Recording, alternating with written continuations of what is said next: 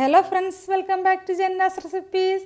ഇന്നത്തെ വീഡിയോയിൽ ഓണസദ്യയിൽ ഒഴിച്ചുകൂടാൻ പറ്റാത്ത മത്തൻ വൻപയർ എരിശ്ശേരിയുടെ റെസിപ്പി ആയിട്ടാണ് വന്നിട്ടുള്ളത്.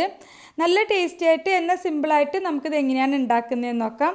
പിന്നെ വീഡിയോ കണ്ടുകൊണ്ടിരിക്കുന്ന സമയത്ത് നിങ്ങൾക്ക് ഈ റെസിപ്പി ഇഷ്ടമാവുകയാണെന്നുണ്ടെങ്കിൽ ഒന്ന് ലൈക്ക് ചെയ്യാനും ചാനൽ ഇതുവരെ സബ്സ്ക്രൈബ് ചെയ്തിട്ടില്ലെങ്കിൽ ചാനലൊന്ന് സബ്സ്ക്രൈബ് ചെയ്യാനും ഫോളോ ചെയ്യാനും മറക്കരുത്. അപ്പോൾ നമുക്ക് റെസിപ്പിയിലേക്ക് പോവാം. അപ്പോൾ ഈ മത്തൻ വൻപയർ എരിശ്ശേരി ഉണ്ടാക്കാനായിട്ട് ഞാനിവിടെ 1/4 കപ്പ് വൻപയർ ഒരു 3-4 മണിക്കൂർ കുതിർത്തിയിട്ട് കുക്കറിലേക്ക് ഇട്ട് കൊടുത്തിട്ടുണ്ട്. ഇതിലേക്ക് 1 കപ്പ് വെള്ളമാണ് ഒഴിച്ചു കൊടുത്തിട്ടുള്ളത്. പിന്നെ ഒരു 1/2 ടീസ്പൂൺ മഞ്ഞൾപ്പൊടി ചേർത്ത് കൊടുക്കാം. പിന്നെ ഒരു 1/4 ടീസ്പൂൺ മുളക് പൊടി ചേർക്കുന്നുണ്ട്. പിന്നെ കറിയിലേക്ക് ആവശ്യത്തിനുള്ള ഉപ്പ് കൂടി ചേർത്തിട്ട് എല്ലാം കൂടി ഒന്ന് മിക്സ് ആക്കി കൊടുത്തതിന് ശേഷം കുക്കർ അടച്ച് വെച്ചിട്ട് മീഡിയം ഫ്ലെയിമിൽ ഒരു 4 വിസിൽ വേവിച്ചാൽ മതി. അത്രയും സമയം കൊണ്ട് തന്നെ പയറൊക്കെ നന്നായിട്ട് വെന്ത് കിട്ടും. ആ ഒരു സമയം കൊണ്ട് മത്തനൊക്കെ തൊലിയൊക്കെ കളഞ്ഞ് കട്ട് ചെയ്ത് വെച്ചിട്ടുണ്ട്. ഇതിപ്പോൾ ഒരു 1.5 കപ്പ് മത്തനാണുള്ളത്. ഇത് വെന്തിട്ടുള്ള പയറിലേക്ക് നമുക്ക് ഇട്ട് കൊടുക്കാം. എന്നിട്ട് എല്ലാം കൂടി ഒന്ന് മിക്സ് ആക്കി കൊടുക്കാം. ഇതിലിപ്പോൾ കുറച്ച് വെള്ളമുണ്ട്, എന്നാലും കുറച്ചുകൂടി വെള്ളത്തിൻ്റെ ആവശ്യമുണ്ട്. അപ്പോൾ ഞാൻ ഇതിലേക്ക് ഒരു 1/4 കപ്പ് കൂടി വെള്ളം ഒഴിച്ചു കൊടുക്കുന്നുണ്ട്.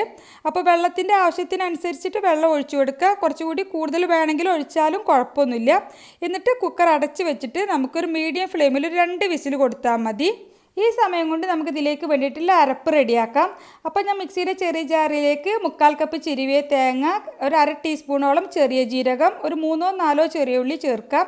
പിന്നെ 2 പച്ചമുളകും ഒരു 1/4 കപ്പോളം വെള്ളവും കൂടി ചേർത്തിട്ട് നന്നായിട്ടൊന്ന് അരച്ചെടുക്കാം. ഒരുപാട് നല്ല മഷി പോലെ അരച്ചെടുക്കണ്ട, എന്നാലും അത്യാവശ്യം ഒന്ന് അരച്ചെടുക്കണം. ഇപ്പോൾ മത്തൻ വേവിക്കാനായിട്ട് 2 വിസിലടിച്ചിട്ട് ഫ്ലെയിമൊക്കെ ഓഫ് ചെയ്ത് വെച്ചിട്ടുണ്ടായിരുന്നു. പ്രഷറൊക്കെ പോയിട്ട് തുറന്ന് നോക്കിയിട്ടുണ്ട്. മത്തനൊക്കെ നന്നായിട്ട് വെന്തിട്ടുണ്ട്. അപ്പോൾ മത്തൻ നമുക്കിതുപോലെ സ്പൂൺ വെച്ചിട്ടൊന്ന് ഉടച്ചു കൊടുക്കാം. ഒരുപാട് ഉടഞ്ഞു പോകണ്ട, ചെറിയ ചെറിയ പീസൊക്കെ ഉണ്ടായിക്കോട്ടെ.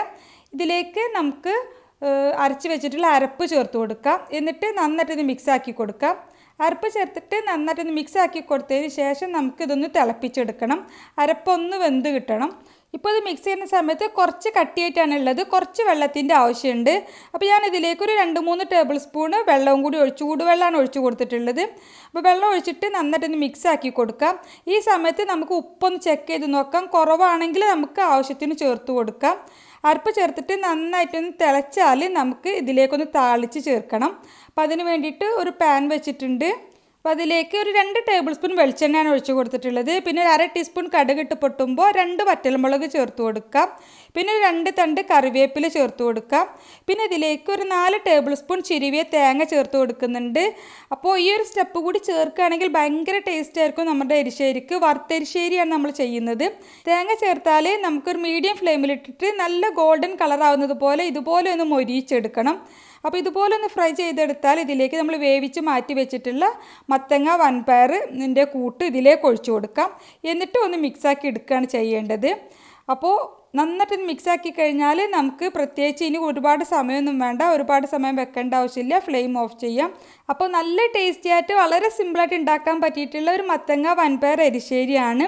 മിക്കവാറും എല്ലാവരും ചെയ്യുന്നതാവും. എന്നാലും ഇതുപോലെ ട്രൈ ചെയ്ത് നോക്കിയിട്ടില്ലെങ്കിൽ തീർച്ചയായിട്ടും ട്രൈ ചെയ്ത് നോക്കുക. എന്നിട്ട് നിങ്ങളുടെ അഭിപ്രായം കമൻ്റായിട്ട് അറിയിക്കുക.